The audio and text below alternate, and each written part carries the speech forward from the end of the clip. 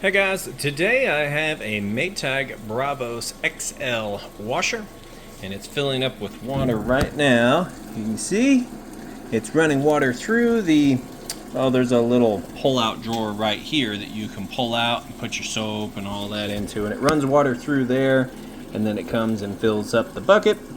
Now I've got this set to the deep water wash option, which is great because it's going to use considerable amount more water. Let's see. Over here we're on warm soil level, so what this is going to designate is how long the machine agitates. However, I do have the deep clean selected, so deep clean is going to give you even more, a little bit more water. However, the soil level setting is the time it agitates. Doesn't really have anything to do with how much water it uses. Some people get those confused. Spin speed, and I've got it set to max. It's moving into the wash cycle right now, sensing how big the load is, how much water to use, all that. And what I'm going to show you is that once it's full of water, agitates correctly, drains the water out like it's supposed to, and then has a nice, fast, smooth final spin cycle. All things that you would check if you were standing here yourself checking it out. That way you know when you get it home, plug it in, you'll be good to go. So we'll come back. This time here is going to fluctuate. I like to think of this as a ballpark estimate. It'll go up, it'll go down, but generally, if you started a timer or looked at your clock, when you very first start it to when it's done, it's pretty close within a few minutes, but it'll jump. Like this could jump down to 115, then back up to 123, then back up to 130. So I've seen these kind of go all over the place. So sometimes I wish they just didn't even have them. But anyway, get off my soapbox here. We'll let this finish filling up and we will come back. Alright, just stopped bringing water in and it's going to get started agitating and blooming those clothes. But as it gets started here, I just wanted to show you that it is at full submersion on the water usage. And it might stop and add a little bit more water. It's still kind of sensing and kind of figuring out how much it needs to use. Now the agitating plate on the bottom, as it gets going, it has different speeds and different pulsing that it can do, so it uses a really long drag that sucks the clothes down and then shoots them out the sides. So I'll come back and see if I can catch that. But as it gets started, it's just kind of mixing things up on the bottom, and then it eventually starts to pull everything in through the middle, and it kind of does a vortexing cycle. Kind of the idea of like how your front load washers work. They spin and the clothes fall on themselves, and that's the only agitating that happens in a front load washer. Same kind of thing. This plate sucks everything down the middle and the clothes agitate on themselves as they move in that vortexing cycle. So it's just getting started though. It has got quite a ways to go to get these clothes deep cleaned, but I'll see if I can come back and catch some of those different pulsing lengths and strides there. Alright, it's moving out of the first wash cycle, draining that water out. Just wanted you to get a chance to hear the drain working nice and fast. It's going to drain all that water out before it spins to extract the soapy water. Then honestly from here, I'm not sure if it's going to do another full fill up and wash section or not. It might, since I hit that deep clean button. That's how we'll just kind of see where it goes from here. Because when I hit the deep clean button, it added like 25 extra minutes. So that was probably a full kind of a pre-wash cycle.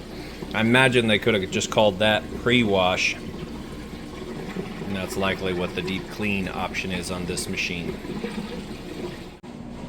And here we are, kind of ramping up in that wash spin, where it is extracting out the soapy water. It's kind of taking its time balancing, getting faster and faster as it extracts that water out. But as you can see, it's already getting up to speed. Nice smooth operation as it does.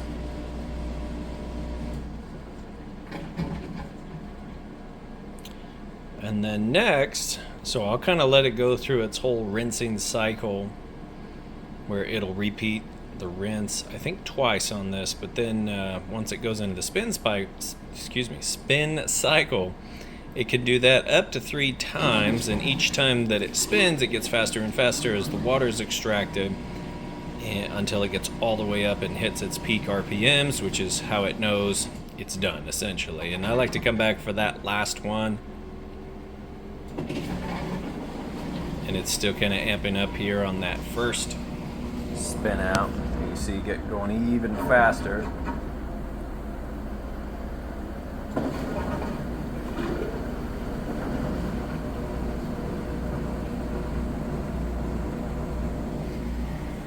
It's pretty cool how fast these things actually get going now, which is great. It's a part of the HE designation, gets those clothes super light, so when they go into the dryer, it's a fraction of the time compared to what it used to be with the older machines. So anyway, I'll let this go ahead from here. Like I said, it's going to move into the rinse portion where it will fill back up with water, agitate for a bit in the fresh water, and then we'll be on to the final spin. So I'll come back probably about the 17, 18 minute mark, and we'll kind of go from there as it speeds up.